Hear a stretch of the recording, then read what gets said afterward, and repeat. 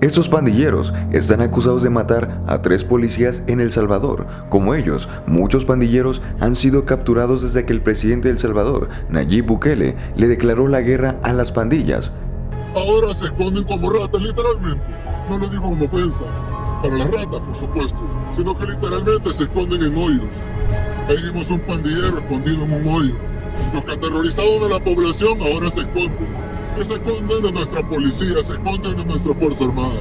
En total tenemos 22,000 pandilleros, a los que los tenemos sin colchonetas, durmiendo en el suelo, hacinados, con 2 tiempos de comida, y en condiciones que estoy seguro que ninguno de los pandilleros que están afuera quieren ir a tener adentro. En El Salvador, las nuevas políticas han hecho que muchos pandilleros sean arrestados sin hacer una investigación previa. No se les permite ver la luz del día cuando son reclusos e incluso sus tumbas han sido destruidas. Algunas personas mencionan que las medidas que ha tomado el presidente de El Salvador, Nayib Bukele, son excesivas, mientras que otras personas lo admiran porque no se deja intimidar por los pandilleros. Hay quienes incluso mencionan que se debería hacer lo mismo en México, pero creo que las personas olvidan que México es un país muy diferente a El Salvador. Si bien México se caracteriza porque existen robos y asaltos incluso en el transporte público,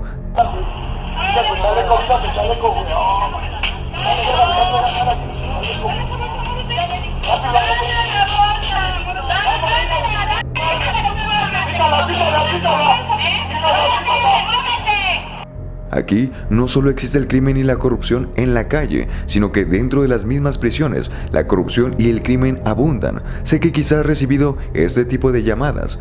Oye, unos señores me robaron.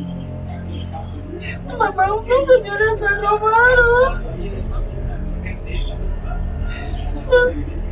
Me llevan, me acaban de subir a una camioneta, ven por mí, apúrate. La mayoría de este tipo de llamadas provienen de las cárceles, en donde existen todo tipo de negocios, desde las llamadas de extorsión hasta la compra y venta de droga, pues los reclusos tienen que ganarse la vida dentro de la cárcel si quieren sobrevivir. No es un secreto que muchos prisioneros tienen que pagar ciertas cantidades de dinero para que no les hagan daño en prisión. Algunos incluso tienen que dar dinero para que se les permita tener agua potable o bien para que puedan salir al patio de visita, etcétera, etcétera. Y esto no es algo que me esté inventando yo, esto es algo que incluso el gobierno sabe. Es decir, para acabar con el crimen, no solamente basta con capturar a los criminales, sino que hay muchos aspectos a considerar también. Muchos admiran al presidente de El Salvador, diciendo que es un héroe, porque dice cosas como esta. Por ahí andan rumores que quieren empezarse a vengar de la gente honrada, al azar. Hagan eso y no va a haber un tiempo de comida en las cárceles. 1. A ver cuánto tiempo duran sus homeboys allá adentro. Les juro por Dios que no comen un arroz. Y vamos a ver cuánto tiempo dura. Mientras el presidente de México, pues parece más pasivo.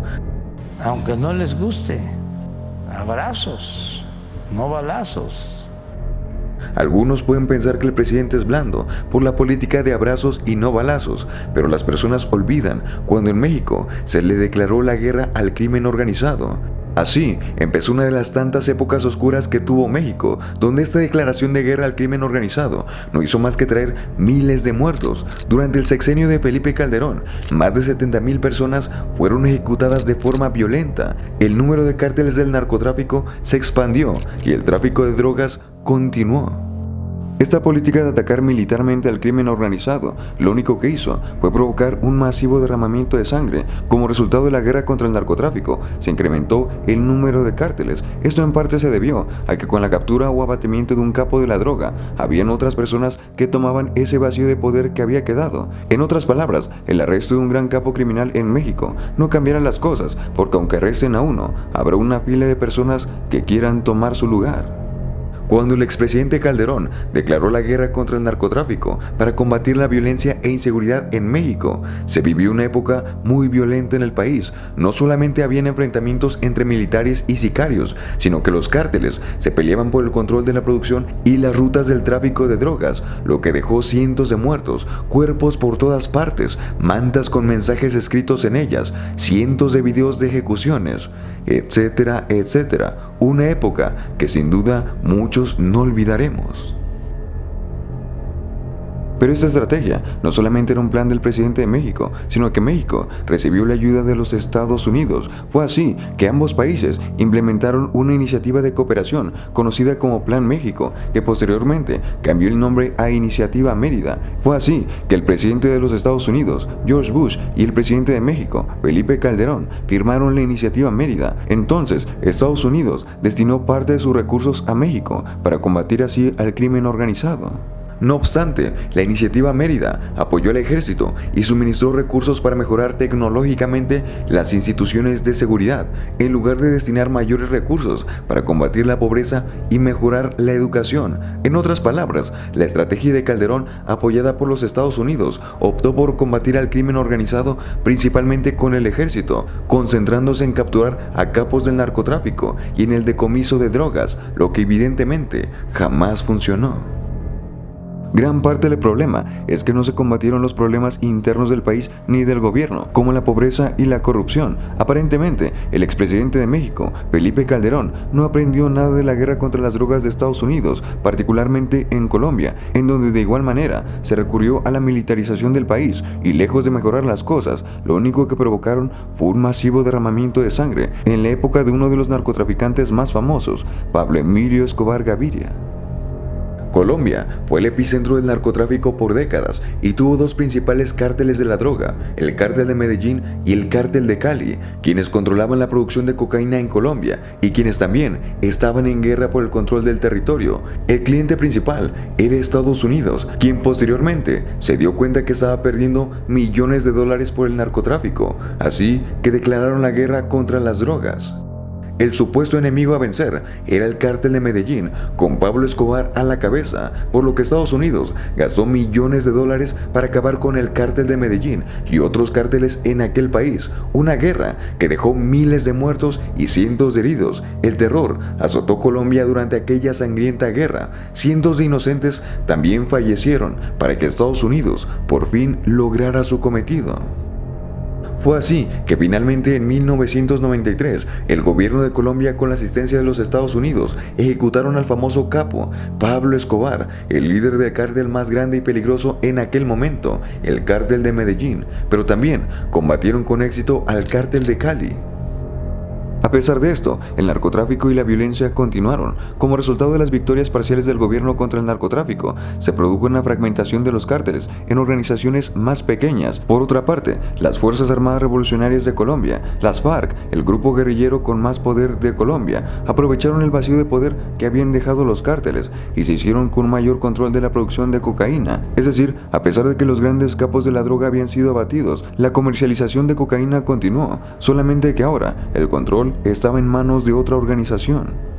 Por este motivo, en el año 2000, el presidente Clinton firmó el Plan Colombia, un programa de cooperación entre los Estados Unidos y Colombia, que estaba destinado a combatir el cultivo, la producción y el tráfico de drogas en Colombia. En este marco de cooperación, Colombia recibió alrededor de $8.000 millones de los Estados Unidos y el gobierno estadounidense apoyó a Colombia mediante la implementación de programas de fumigación de cultivos de coca. Sin embargo, a pesar de esto, el cultivo, la producción y el tráfico de drogas continuaron en Colombia, incluso en mayores niveles. En resumen, la historia muestra que los intentos de combatir el crimen organizado con la fuerza militar no han tenido resultados, únicamente se crean más conflictos y se crea también un masivo derramamiento de sangre innecesario. La realidad es que Estados Unidos también es responsable del crimen organizado, pues es Estados Unidos el consumidor principal y es su gobierno quien durante años ha intervenido en los gobiernos de otros países para proteger sus intereses sin importarles el daño que causan.